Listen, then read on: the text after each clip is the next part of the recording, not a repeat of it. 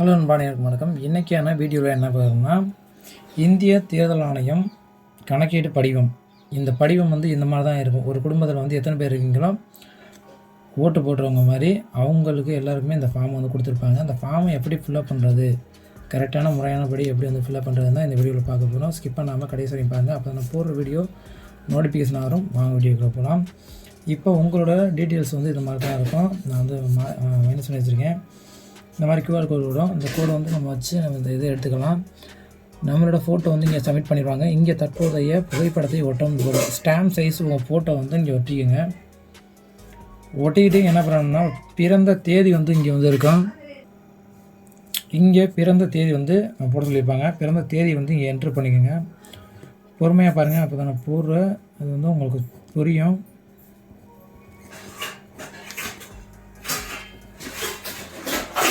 உங்களோட date of பர்த்தை கரெக்டாக enter பண்ணிங்க. அதன் பிறகு ஆதார் எண் விருப்பம்தாரன்னு பண்ணுங்க. உங்களோட ஆதார் நம்பர் என்ட்ரு பண்ணிக்கோங்க.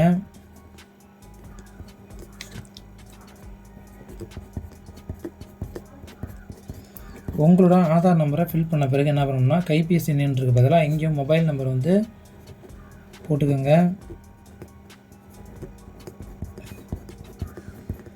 உங்களோட மொபைல் நம்பரை இங்கே என்ட்ரு பண்ண பிறகு அடுத்தது தந்தையின் பாதுகாவலரின் பெயர். இங்கே உங்களோட தந்தை பெயரை இங்கே ஃபில்அப் பண்ணுற மாதிரி இருக்கும். உங்களோட தந்தை பெயரை ஃபில் பண்ணிக்கோங்க.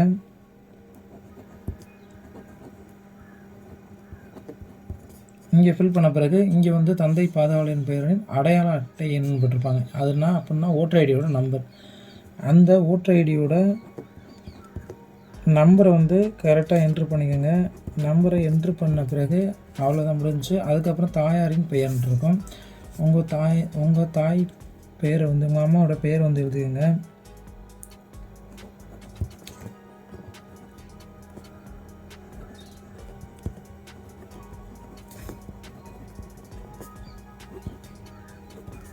உங்களோட அம்மா பேரை எழுதின பிறகு என்ன பண்ணணும்னா, கீழே ஸ்க்ரோல் பண்ணுங்கள்.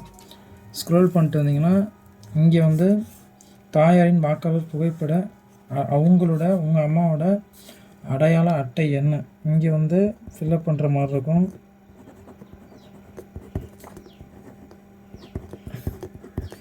அந்த அடையாள அட்டை எண்ணை இங்கே ஃபில்அப் பண்ணிக்கோங்க. அதன் பிறகு துணைவர் பெயர் போட்டிருப்பாங்க. இங்கே உங்களுக்கு திருமணம் ஆகியிருந்தால், இந்த இடத்துல திருமணம் ஆகியிருந்தால் உங்களுக்கு உங்களோட மனைவியோட பெயரை இங்கே எழுதிக்கோங்க. அப்படி திருமணம் ஆகலைன்னா இங்கே இல்லைன்னு போட்டுருங்க. அவ்வளோதான். வேறு ஒன்றும் போடணும்னா இங்கே இல்லை அப்படிங்கிறத நீங்கள் விரிவாக எழுதிடலாம். திருமணம் ஆகிறனால நம்ம பெயரை எழுதிக்கலாம்.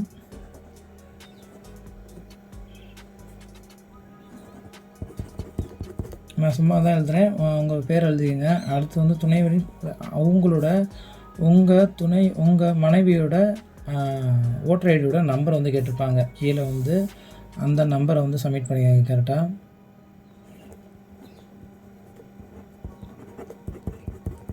அவ்வளோதான். இவ்வளவு தான் நம்ம ஃபில் பண்ண வேண்டிய ஒரு விஷயம். இதுக்கப்புறம் நம்ம ஃபில் பண்ண இதெல்லாம் பேசிக்கான ஒரு ஃபில்அப் பண்ணுறதுக்கான ஒரு படிவம். அவ்வளவுதான். இதுக்கு கீழே இருக்கும்.